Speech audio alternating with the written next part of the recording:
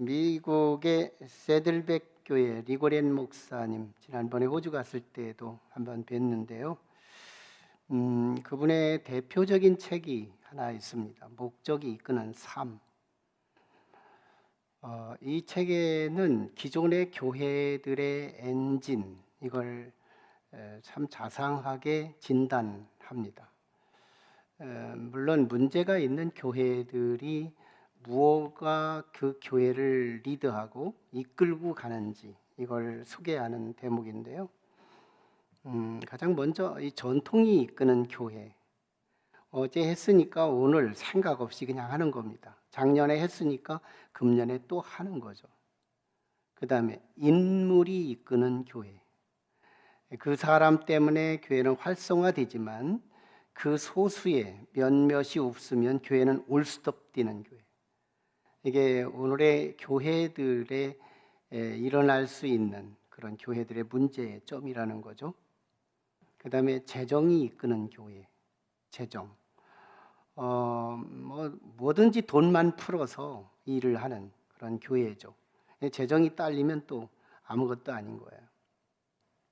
프로그램이 이끄는 교회. 행사가 떨어지면 또 다른 행사.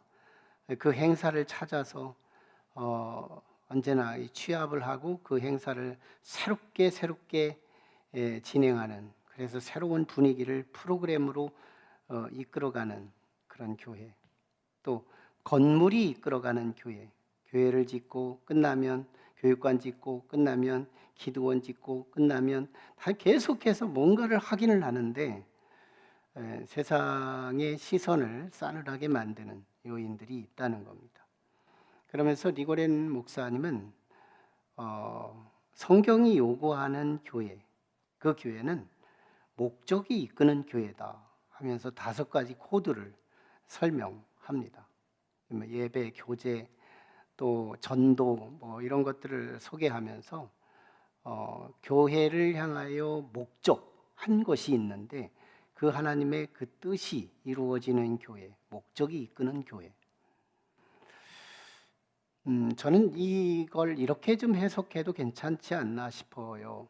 앞에 5가지 문제가 있는 교회들을 진단한 코드들을 하나로 묶을 수 있는데 이건 사람이 이끄는 교회다.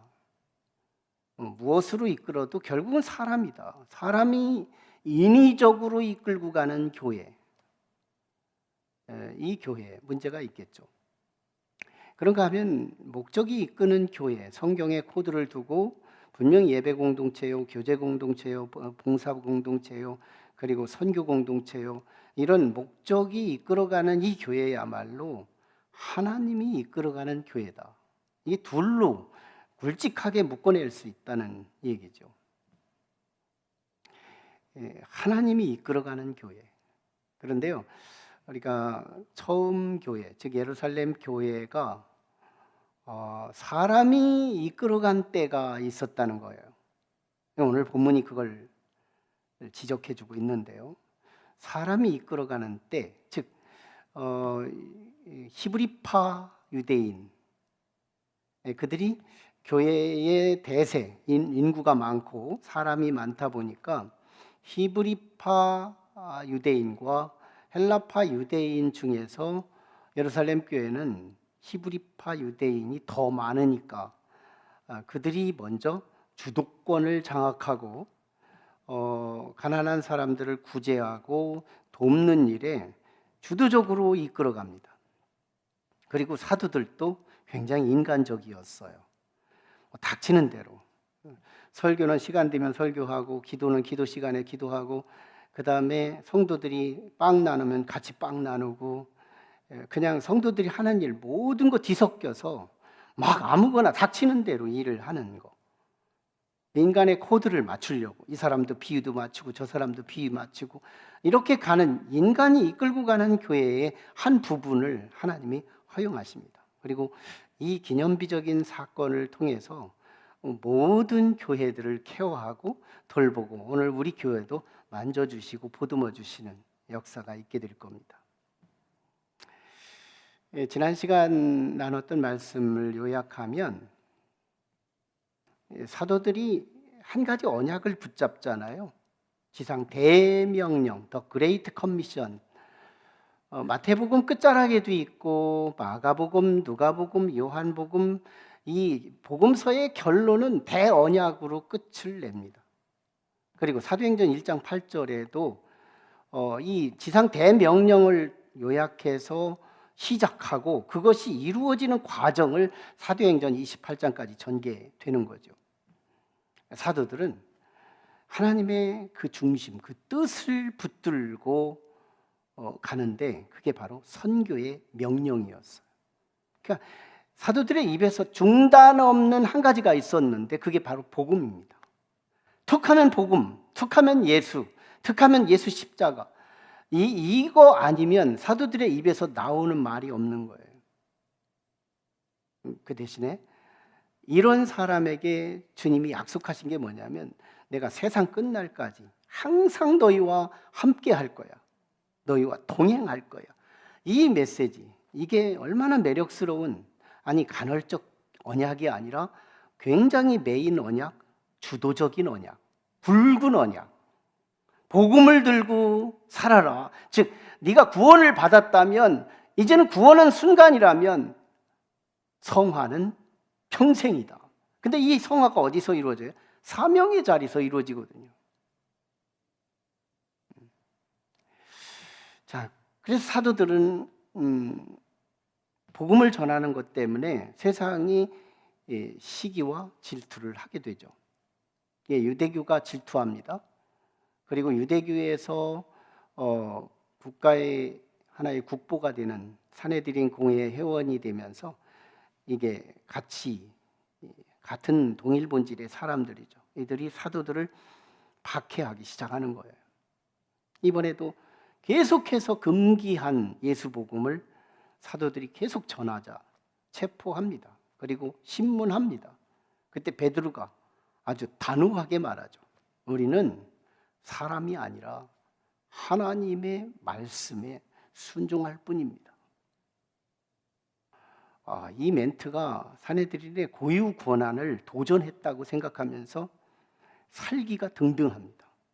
얘들 선생도 죽였거나 저들의 제자 정도 죽이는 건 식은 죽 먹기도 하고 죽이기로 작정하지만 하나님이 함께 하잖아요. 저들을요 하나님이 한 수가 동원이 돼요. 이게 가말리엘이었어요. 여러분, 가말리엘이 도울 만한 사람이었는데 그 사람이 도왔다면 그래도요 이건 자연이다 할 수 있겠지만 가말리엘이 어떤 사람이냐면 예수 죽이는데 앞장선 사람이고 사도 바울을 통해서 그리스도인들을 무참히 박해하고 죽인 과거의 혐의가 있는 사람이거든요.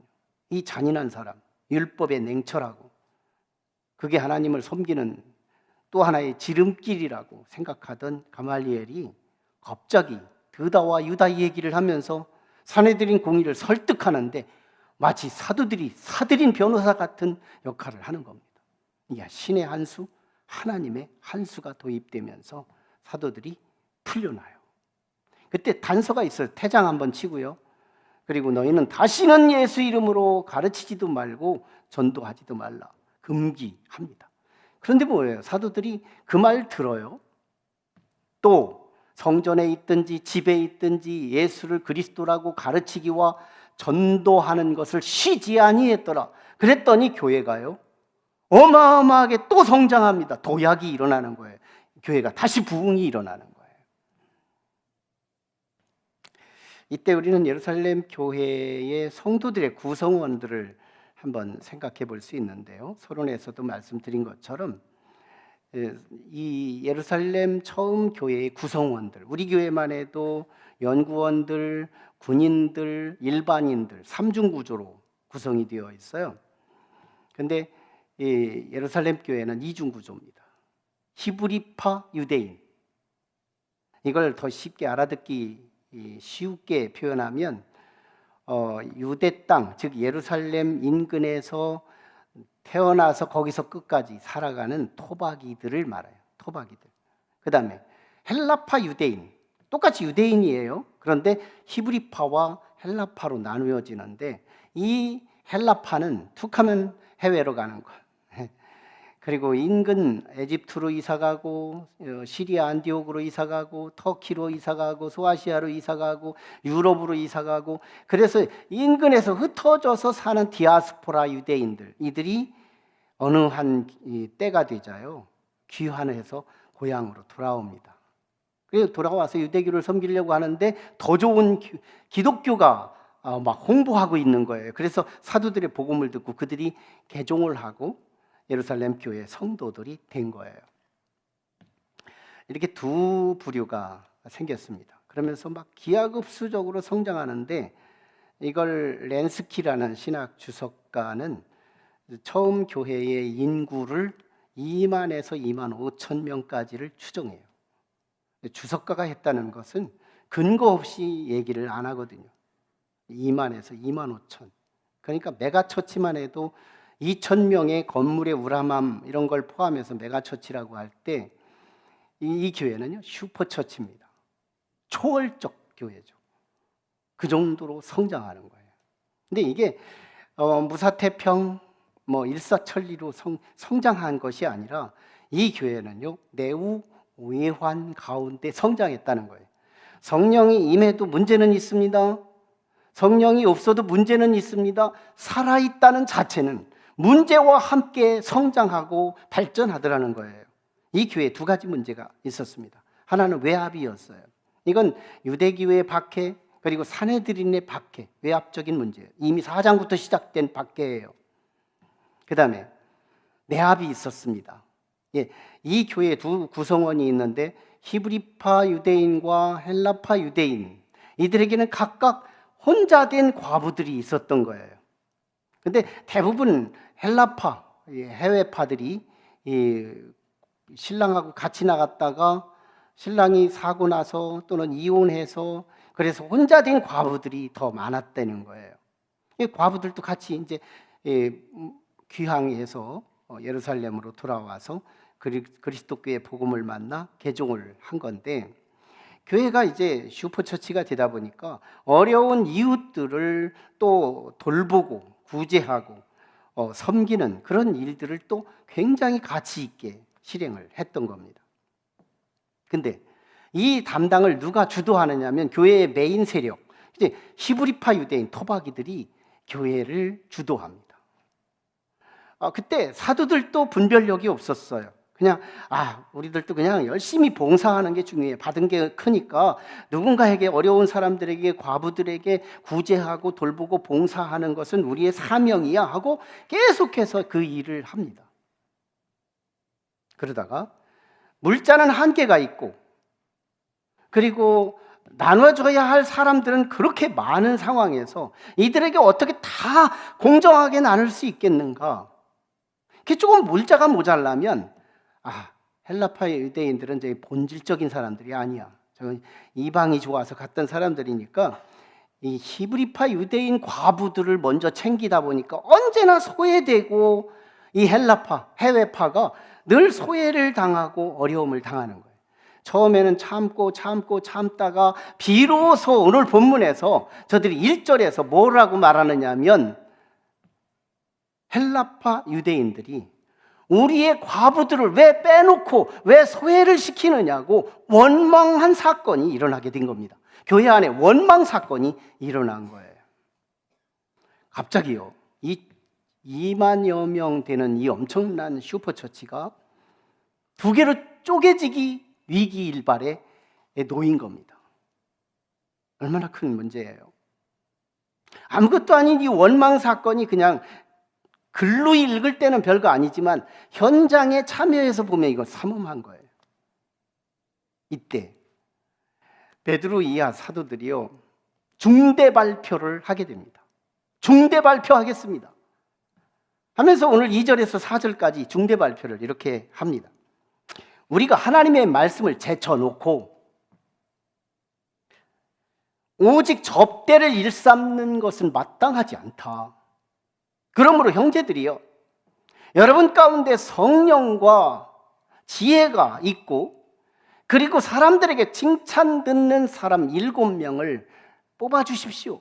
그러면 우리가 안수하고 그들을 집사직분을 세워서 이제 사도들이 하던 그 일을 그들에게 맡기고, 사도들은 오직 기도하기와 말씀 전하는 일을 전무하겠습니다. 이렇게 발표를 한 겁니다.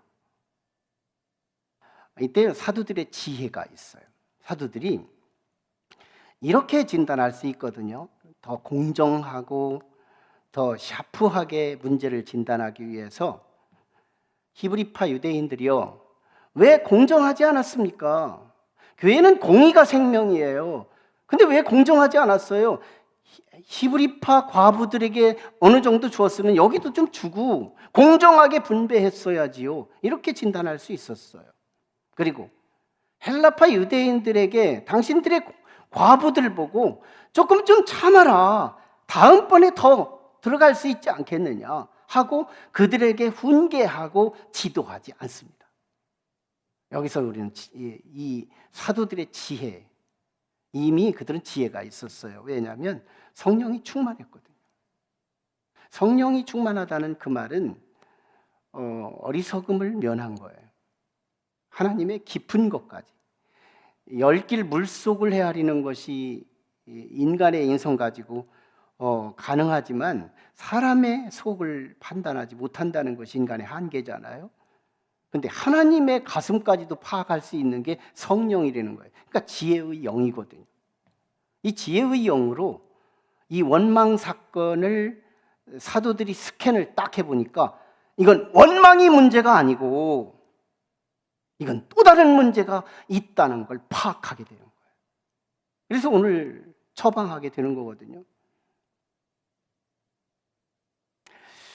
사도들이 이제 교회 앞에 주문을 합니다. 성령과 지혜가 있는 사람, 칭찬 듣는 사람 7을 택하라. 그래서 택했더니 믿음과 성령이 충만한 스데반 집사, 빌립, 브루고로, 그리고 바메나, 그리고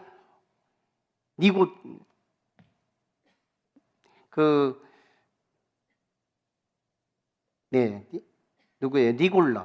니골라당 같이 이 니골라가 추천이 된 거예요. 사도들이 안수하고 저들에게 직분을 맡기며 사도들은 이제 구제하는 그 일을 손을 뗍니다. 이때 사도들이 진단한 게 뭐냐면, 나는 객관적으로 진단하지 않겠다.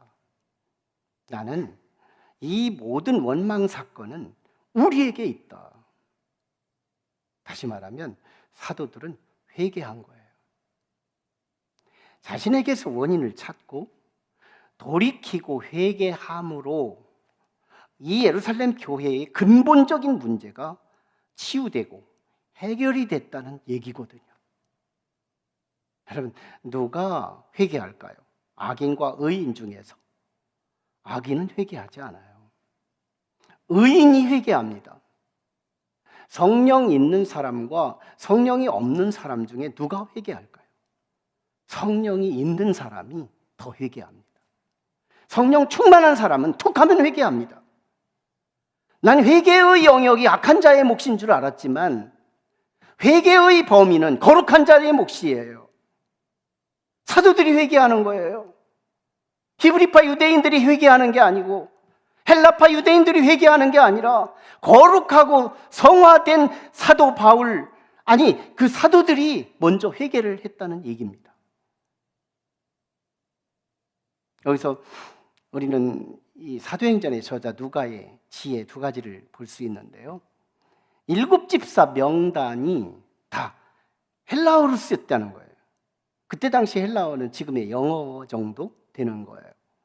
그러니까 갑자기 한국말로 내용을 쓰다가 갑자기 7 집사 명단이 나오자 7 집사를 다 헬라어로 바꿔버리는 거예요.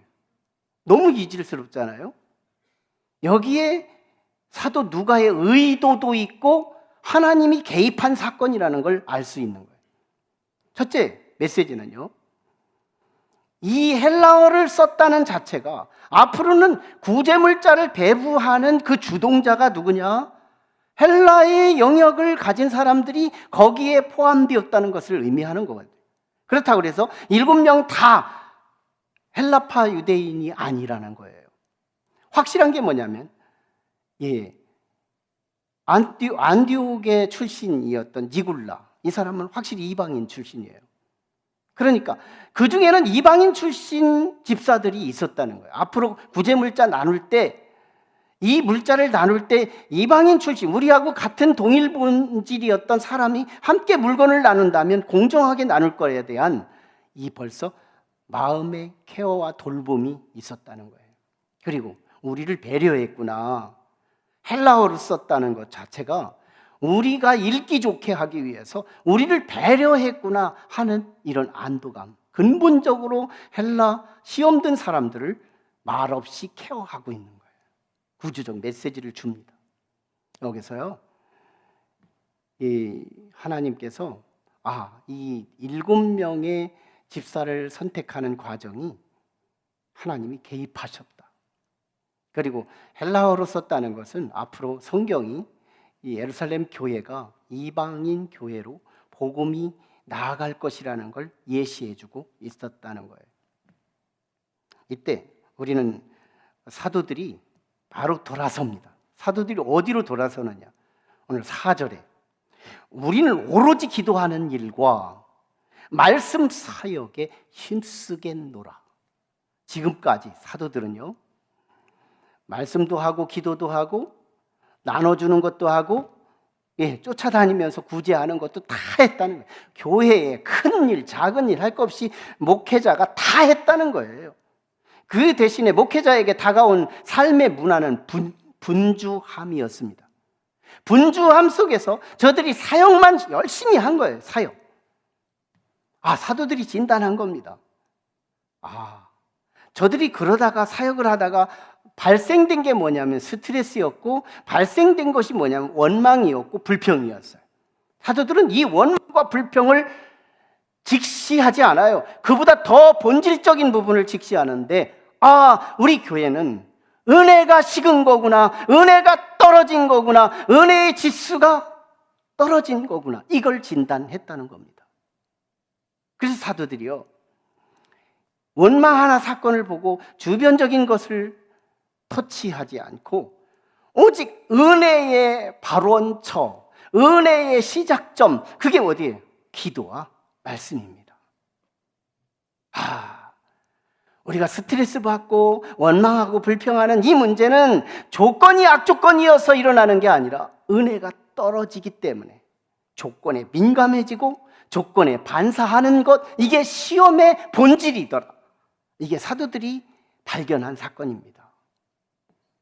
그러므로 우리는요, 이 은혜가 얼마나 소중한지, 은혜 받는 것이 먼저지 사역이 먼저가 아니라는 거예요. 은혜도 없이 사역하는 것이 교회의 문제더라는 거예요.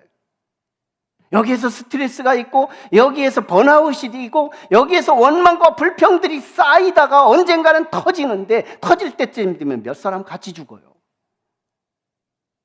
사도들의 이 진단, 예리하고도 깊은 진단, 이 진단, 이건 조금 덜 편애하고 소외시켜서 원망한 것이 아니구나, 은혜가 떨어져서 원망한 일이구나, 이걸 진단했다는 거예요.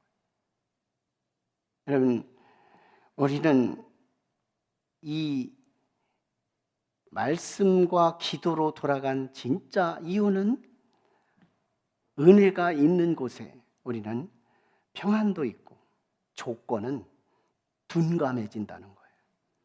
조건이 둔감해져. 언제? 은혜가 임할 때. 우리 하나님의 이 카리스토스, 하나님의 그 크신 은혜를 우리가 경험하면 따지고 싶지가 않거든요. 지금부터 약 10년 전이었어요.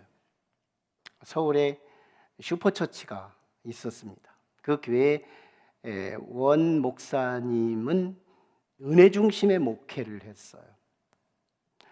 전국의 목회, 그 극동방송을 통해서도 방송 채널로 말씀을 전할 때 그분의 말씀을 듣기 이전에는 이렇게 굉장히 냉철하고 객관적인 마음 가지고 듣다가 그분의 말씀을 듣고 나면 마음이 막 훈훈해지고 후해지는 것을 느껴져요. 그 정도로 은혜를 끼치는 교회였어요.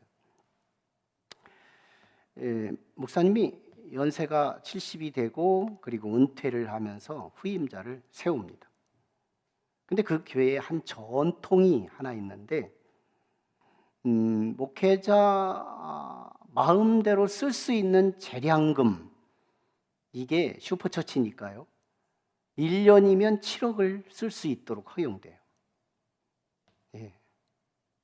1년이면 사례금이 아니고 그냥 재량으로 쓸 수 있는, 교회 안에 뭐 도와달라고 하는 사람이 너무 많으니까 찾아오는 사람을 거절하지 말고 그들을 좀 돕자, 이런 마음으로 처음에는 집사들이 나눠주다가 상주하지 못하니까 언제나 오더라도 담임 목사님에게 올 때 줄 수 있도록 재량금을 합니다. 전임자는요 영수증 처리를 안 합니다. 7억을 쓰는데요 영수증을 안 써요. 그럼에도 불구하고요 10수년 동안 그렇게 해마다 썼지만 아무 문제가 없는 거예요. 그들이 문제가 없는 게 뭐냐면, 내가 이거 따지면 은혜의 상실에 대한 두려움이 있는 거예요. 여러분, 은혜의 맛을 아는 사람은 은혜를 잃어버릴 것을 두려워합니다. 은혜가 얼마나 자산이고 인생에서 은혜가 얼마나 필요한지, 은혜를 상실한다는 이 두려움, 따지지도 묻지도 않아요. 은혜가 크면요 조건에 둔해지는 거예요. 자, 그런데 후임자가 왔습니다. 그분은 교육 목회를 한답시고 온 성도들에게 쪼개서 아주 구체적이고 크게 교육을 하는데 신학대학 교수 출신이니까요 대단한 영향을 끼치죠. 그리고 똑같이 전통을 이어받아요. 자량금을 7억을 씁니다. 그리고 신뢰를 해야 합니다 하면서 영수증을, 구멍가게에서 산 것까지 다 영수증을 처리해요. 신뢰를 받기 위해서. 그런데 3년쯤 된 후에 이 교회가 감사의 지적을 당합니다. 평신도들이 감사한 거지만요 이거 의심된다. 교회가요 팔칵 뒤집히는 거예요. 슈퍼처치입니다. 10,000명이 넘는 교회. 팔칵 뒤집혀요. 그때 기독교 신문 기자가 한 줄 평가가 있었습니다. 그가 예수를 믿는지 안 믿는지는 모르겠지만 그 기자는 이렇게 평가했어요. 은혜가 있을 때는 영수증이 없어도 문제가 없었지만 은혜가 사라지니 모든 건건마다 영수증으로 도배를 해도 시험은 들더라. 이거였습니다. 여러분, 이게 얼마나 중요한 얘기인지요. 우리는 교회 안에서 크고 작은 사역들을 해요. 주차도 사역이고 안내도 사역이고 헌금위원도 사역이고 찬양도 사역이고 성가대 찬양팀, 방송위원, 얼마나 많은 사역들이 있어요. 우리 교회는 비교적 평신도 사역이 많아요. 그런데 은혜의 자리는 없는 거예요. 은혜 없이 사역을 하는 거예요. 그냥 은사만 가지고. 그러다 보면 어느 정도 지나고 나면 곪기 시작하는 거예요. 스트레스, 때로는 원망, 불평, 이런 것들이 일어나요. 여러분, 은혜가 너무 중요합니다. 오늘 우리는 그 은혜의 자리를 사모하고 갈망하며, 비로소 은혜를 입고 난 뒤에 사역이 필요하지, 은혜 없이 사역하는 건 굉장히 위험한 일이다 이거예요. 보세요. 이사야서에 보면 6장에 우시야 왕이 죽던 해에, 우시야 왕은 베테랑이었습니다. 정치적인 이념이 분명하고 기술도 있고 리더십도 탁월한 우시야 왕이 죽어버린 거예요. 갑자기 풍전등화의 위기 속에 유대 국가가 이루어집니다. 그때 사람들은요 큰일 났네 하면서, 이 국가의 위기 속에서 모든 사람들은 큰일 났네 한마디씩 하니까 전국이 다 큰일 나고 마는 거예요. 그때 한 사람이 은혜의 자리로 어디로 와요? 성전에 갑니다. 성전에 가요. 그리고 기도하는 사이에 거기서 누구를 만나요? 호련히 하나님이 그 성전에 계신 거예요. 한 사람이 왔는데 한 사람을 독대해 주시는 하나님. 거기서 하나님을 만나고 나니까 너무너무 감흡하고 은혜가 충만한데, 하나님을 만나고 발견하는 순간 나는 상대할 수 없는 죄인이라는 걸 깨달아요. 나는 죄인이구나. 나는 심판받아 마땅한 존재구나. 그러자 하나님의 용서와 이 회개할 수 있는 기회를 마련해서 그의 모든 죄를 해결받게 됩니다. 그쯤에서 이 세상의 오합지졸, 저들의 죄를 누가 지적하고 저들을 누가 가르칠까 하고 하나님께서 그 소원을 얘기하자 이사야가 그럽니다. 제가 가겠습니다. 제가 세상으로 가겠습니다. 그가요, 은혜를 빵빵히 받고요, 세상으로 가서 이사야 선지자의 예언의 외침의 소리를 전하게 되는 겁니다. 여러분, 은혜 받은 자가 사역한다는 건데요, 하박국서 3장에 보면 하박국이가 참 유대의 오합지졸을 문제를 제기하며 1장에서요 하나님 앞에 어째서 이 의인들이 사는 이 땅에 악인들이 득실거립니까? 하나님은 왜 아무것도 하지 않으십니까? 이게 하박국 1장입니다. 그때 하나님이요 하박국을 만납니다. 그리고 이 세상의 섭리, 돌아가는 모든 원리, 제국과 식민지, 이런 것들이 그냥 일어나는 건 줄 알았는데 하나님의 설명을 듣고 나니까 하나님의 엔진이더라는 거예요. 하나님만이 역사의 엔진이다. 하나님 없이는 돌아가는 게 없더라는 거예요. 이걸 깨달은 하박국이요 비로소 3장 17절 18절에서 이렇게 고백하기 시작합니다. 비록 무화과 나무에 열매가 없고 포도나무에 결실이 없고 감람나무에 소출이 없고 밭에 먹을 것이 없고 우리의 양이 없으며 외양간에 송아지가 없어도 나는 하나님을 기뻐하고 하나님을 즐거워하겠노라. 이게 은혜 받은 자의 고백입니다. 은혜 받은 자의 고백이요. 그걸 어떻게 언어로 설명할 수 있어요? 하나님을 만나니까. 여러분, 하나님을 만나는 자리가 어딜까요? 기도의 자리예요. 말씀의 자리예요. 사도들이 그걸 잃어버린 거예요. 그래서 저들이 원망했지만 저 원망의 씨의 근원은 말씀과 기도를 벗어난 뒤에 일어났다는 거예요. 그 말씀과 기도가 어딘데요? 은혜의 샘이거든요. 은혜의 샘. 은혜의 샘을 멀리하니까 조건에 민감해져서 원망과 불평과 스트레스, 이런 것들이 내 인생을 지배하지만 원망과 불평, 이것이 사그러들 때가 언제냐? 은혜를 빵빵히 받았을 때예요. 사도들이 기도와 말씀의 자리로 돌아온 것처럼 우리 성도들도 실제는 기도와 말씀 듣는 자리로 돌아올 때 우리는 하나님의 뜨끈뜨끈한 은혜를 경험하게 될 것입니다. 저는 하나님을 진짜 만났거든요. 하나님을 그분 만났을 때 다 줘도 아깝지 않겠다는 마음, 그 마음이 제 속에 있는 거예요. 그렇게 아름다울 수가 없어요. 사람들이 은혜가 떨어졌을 때는 조건 반사적인 거예요. 저 사람은 예쁘고 저 사람은 덜 예쁘고 저 사람은 나쁜 놈이고, 이게 가려지고 있지만 은혜가 있을 때는 이게 두루뭉술해집니다. 그래서 스트레스가 없어요. 그래서 원망이 없어요. 그래서 우리의 삶 속에 천국 비슷한 것을 누리기 시작해요. 우리는 기쁨이 있어요. 우리는 감사가 있어요. 우리는 즐거움이 있어요. 그 사람이 죽으면 천국 간다는 거거든요. 이 세상에서 산지옥처럼 살다가 죽었더니 천국 간 사람은 아무도 없다는 겁니다.